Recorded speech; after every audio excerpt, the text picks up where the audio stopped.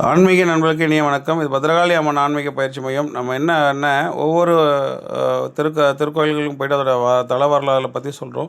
அந்த வகையில் இந்த கோவில் எங்கே இருக்குது அப்படின்னு பார்த்தீங்கன்னா பொன்னேரியில் இருக்குது. இந்த கோவிலோட பெயர் பார்த்தீங்கன்னாக்கா அருள்மிகு அஷ்டோத்திரஸ்வரவள்ளி உடனுரை அருள்மிகு 108 ஈஸ்வரர் திருக்கோயில்.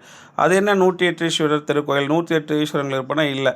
அந்த காலத்தில் அகத்திய பெருமான் வந்து நம்ம பொன்னேரியில் இருக்கக்கூடிய சிவபெருமானை வழிபட வரும்போது பொன்னேரியிலிருந்து 2 கிலோமீட்டர் தள்ளி இருக்கிற இந்த சிவனை வழிபட வரும்போது இங்கே ஏரெழிஞ்சல் மரம் இருக்குது.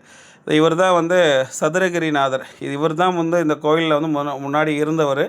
ஸோ அதுக்கப்புறமா அகத்திய பெருமானை வந்து 108 லிங்கங்கள் வச்சு ஆற்று மணலில் பண்ணும்போது இந்த சிவலிங்கம் தான் இப்போ 2வது வச்சது. இவர் தான் வந்து அந்த 108 ஈஸ்வரராக ஒரே லிங்கமாக தான் வச்சுருக்காங்க. என்ன கான்செப்ட் அப்படின்னா, இங்கே அகத்திய பெருமான் வழிபட வரும்போது 108 சிவலிங்கங்களை வந்து வச்சு வழிபட்டிருக்காரு. ஆனால் என்னென்னா, ஒரு விநாயகப் பெருமானை வழிபடாமல் பண்ணதுனால இந்த 108 லிங்கங்களும் சேர்ந்து விநாயகப் பெருமானாக காட்சி அளிச்சிருக்காங்க. இதுதான் அந்த அம்மா 108 ஈஸ்வரர் அந்த நுழைவாள் பிரகாரம். ஸோ இதில் பார்த்திங்கன்னா இந்த அம்மா தான் இந்த அம்மனை வந்து திருமணம் ஆகாதவங்களுக்கு வந்து ஒரு 3 பௌர்ணமிக்கு வந்து ரோஜாப்பூ மாலை சாத்தி அர்ச்சனை பண்ணாக்கா விரைவில் திருமணம் நடக்கிறதா ஒரு ஐதீகம் இங்கே இருக்குது. ஸோ இங்கே பார்த்தீங்கன்னாக்கா இந்த கோவிலுடைய மண்டபங்கள் பார்த்துட்ருக்கோம். அகத்திய பெருமான் இங்கே வந்து வழிபடும் போது இங்கே ஏரெழிஞ்சல் மரம் இருக்குது. ஏரெழிஞ்சல் மரத்துக்கு கீழே 108 ஈஸ்வரர்களை வச்சு வழிபட்டால், லிங்கங்களை வச்சு வழிபட்டால் இதுதான் அந்த ஏரெழிஞ்சல் மரம். இந்த ஏரெஞ்சல் மரத்துக்கு கீழே வழிபட்டாக்கா அது காசிக்கு போன புண்ணியம் அப்படின்னு சொல்லப்படுறதுனால இங்கே பக்கத்தில் ஆரணி ஆற்றிலேருந்து மணல் கொண்டு வந்து 108 ஈஸ்வரங்களை வந்து பிடிப்பார். அது நடந்த விஷயம் இந்த மரத்துக்கு கீழே தான். ஸோ இதுதான் அப்போ அந்த விநாயகப் பெருமானாக காட்சி தந்தது தான் இது. இந்த விநாயகப் பெருமான் பார்க்கறது வந்து வாராகி முகத்தோடு இருப்பாங்க. ஆனால் அவர் அந்த வயிற்றில் வந்து அந்த தந்தம் இருக்கிறது சின்னதாக தெரியும். ஸோ அதன் காரணமாக இங்கே அது சுயம்பாக உருவானது. அதை நம்ம ஐயர் வந்து பிரித்து காட்டுறாரு பாருங்கள்.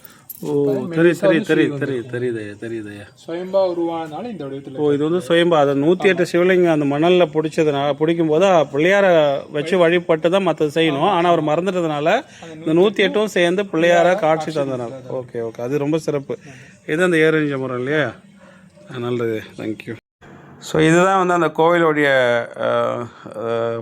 அது எதுன்னு சொல்லுவாங்க, சமையல்லாம் செய்வாங்க இல்லையா, மடப்பள்ளின்னு சொல்கிறது இந்த கோவிலோட கோபுரம். அப்புறம் இங்கே மண்டபம் இருக்குது.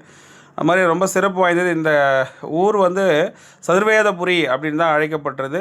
பிற்காலத்தில் இது வந்து சின்ன காவனமாக அழைக்கப்பட்டது. இந்த ஊரோட சிறப்பு அம்சம் அப்படின்னா என்ன அப்படின்னா, ராமலிங்க அடிகளாக இருக்காங்களே, அவங்களோட அம்மா வந்து பிறந்த ஊர் தான் சின்ன காவனம். ஸோ இந்த கோவிலில் வந்து அகத்திய பெருமானே வந்து வழிபட்டு போனதுனால ரொம்ப விசேஷம். நம்மளுக்கு என்ன வேண்டுதல் இருந்தாலும் இங்கே வந்து நடக்கும். இந்த ஏரெழிஞ்சல் மரத்தோடைய ஒரு சிறப்பு அம்சம் என்னென்னா, அது வந்து ஏப்ரல் மே மாதத்தில் தான் வந்து பூ பூத்து பழம் வரும். அந்த பழத்துலேருந்து வர விதைகள் வந்து எப்போ போய் அந்த மரத்துலேயே ஒட்டிக்குன்னு தெரியாது. அப்பேற்பட்ட சிறப்பு வாய்ந்த ஒரு மரமும் இங்கே அந்த ஏரெழிஞ்சல் மரம் இருக்குது. நீங்கள் பார்க்குறது அந்த ஏரெழிஞ்சல் மரம். ஸோ இது கொடிமரம். நீங்கள் நேரம் இருக்கும்போது கண்டிப்பாக இங்கே வாங்க. இந்த கோவிலோட தல வரலாறை பற்றி அந்த அர்ச்சகர் சொல்கிறது கேளுங்க. என் பேர் சதீஷ். ஆண்டவர்குப்பம் தான். ஒவ்வொரு கோயில்களுக்கும் போயிட்டு கோயிலோட தல வரலாறுகள் தெரிஞ்சு நம்ம யூடியூப் சேனல்லே போடுறோம்.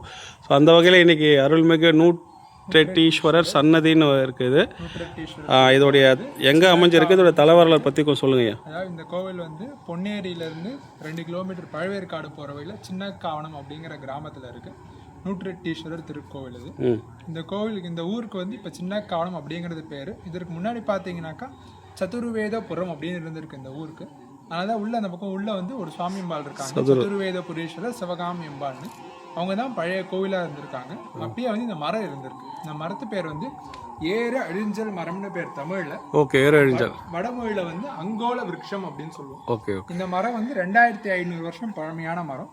இந்த மரத்தோட விசேஷம் என்னன்னு கேட்டாக்கா, சித்திரவைகாசியில பழம் வரும். அந்த பழம் கீழே விழுந்தாக்கா ஒரு சில விதைகள் மட்டும் திரும்பி மரத்து மேலே போய் ஒட்டிக்கும். அது எப்போ ஒட்டும், எப்படி ஒட்டும் நம்மளால பார்க்க முடியாது.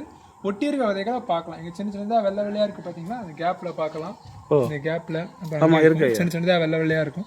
இங்கே இருக்க பகலில் வந்து மேலே சுற்றி நிறைய இடத்துல பார்க்கலாம். நம்ம அதில் இருந்தால் ஒட்டி இருக்க விதைகள். இந்த விதை வந்து எப்போ ஒட்டும், எப்படி ஒட்டும் நம்மளால பார்க்க முடியாது. இந்த மாதிரி ஒட்டி இருக்க விதைகள் தான் பார்க்கலாம். இந்த பழத்தோட வர சீசன் வந்து சித்திரை வைகாசியில் தான் வந்து பழம் வர சீசன். பார்த்தீங்கன்னா இப்போ பூ விட்டுருக்கும். சின்ன சின்ன பச்சை கலரில் காயாட்டம் ஒரு பிஞ்சு இப்போ தான். ஓகே. அது வந்து அப்படியே சிவப்பு கலரில் ஆகும், பெருசாகி சிவப்பு கலரில் பழமாட்டம் ஆகும். உள்ளே இருக்கிற விதையும் ஒட்டி இருக்கிற விதையும் நமக்கு ஒரே மாதிரி இருக்கும்.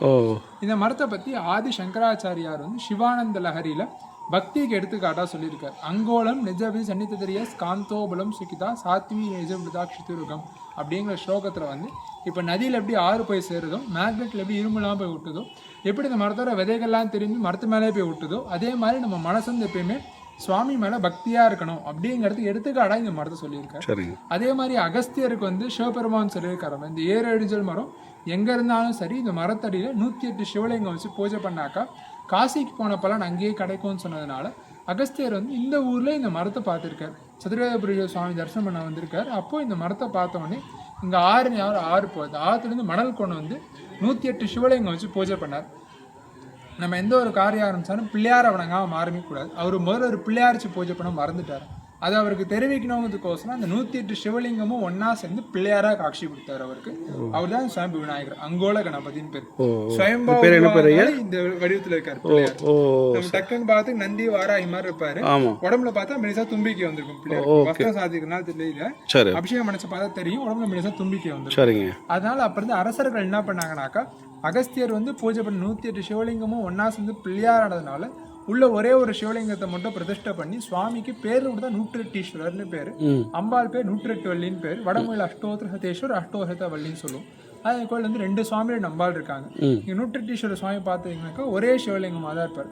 நம்ம திருவண்ணாமலை, காஞ்சிபுரம் அந்த மாதிரி க்ஷேத்திரத்தில் பார்த்தாக்கா சாஸ்திரலிங்கம் அஷ்டோத்திரலிங்கம்னு பார்க்கலாம். ஒரே லிங்கத்தில் சின்ன சின்ன 108 செத்து கட்டி 1000 செத்து செதுக்கியிருப்பாங்க. இங்கே மாதிரி நம்ம சுவாமி செதுக்கி இருக்க மாட்டோம், ஒரே சிவலிங்கமாக தான் இருப்பார். காரணம் என்னன்னு கேட்டாக்கா 108 சிவலிங்கமும் இங்கேயே ஒன்றா சேர்ந்து பிள்ளையானதுனால ஒரே ஒரு சிவலிங்கமாக பிரதிஷ்டை பண்ணி சுவாமிக்கு பேரும் தான் 108ஈஸ்வரர்னு பேர். சுவாமிக்கு அம்பாள் தான் இங்கே பிள்ளையாருக்கு எதுக்கு இருக்காங்க 108 வள்ளி. இந்த அம்பாளுக்கு என்ன விசேஷம்னு கேட்டாக்கா, கல்யாணம் தரப்பறவங்களுக்கும் நல்ல வேலை கிடைக்கணுங்கிற வந்து 3 பௌர்ணமிக்கு வந்து ரோஜா மாலை சாத்தி அர்ச்சனை பண்ணிட்டு போனாக்கா ஒரு சீக்கிரம் கல்யாணம் கைகூட நினைச்ச நல்ல வேலையும் கிடைக்குங்கிறது ஐதீகம். அதுதான் இந்த கோயிலோட வரலாறு. இந்த ஊருக்கு இன்னொரு சிறப்பு வந்து ராமலிங்க அடியாருடைய தாயார் சின்னம்மையார் வந்து பிறந்த ஊர் சின்னக்காவனம். வள்ளலாருடைய தாயார் பிறந்த ஊர். மேலூர்ல பார்த்தா அவங்க அம்மா வீடு இருக்கு. அதான் இந்த கோயிலுக்கு வரலாறு. ரொம்ப சந்தோஷம் ஐயா, நன்றி ஐயா, நன்றி ஐயா. ஸோ இதுதான் அந்த ஏரஞ்சல் மரம். ஸோ நீங்கள் பொன்னேரிலேருந்து ஒரு 2 கிலோமீட்டர் தள்ளி தான் சின்னக்காவனத்தில் இந்த கோவில் இருக்குது. நீங்கள் கட்டாயமாக வந்து விசிட் பண்ணுங்கள், தரிசனம் பண்ணுங்கள். அடுத்த ஒரு வீடியோவில் அடுத்த ஒரு தலத்தை பற்றி நம்ம பார்ப்போம். நன்றி, வணக்கம்.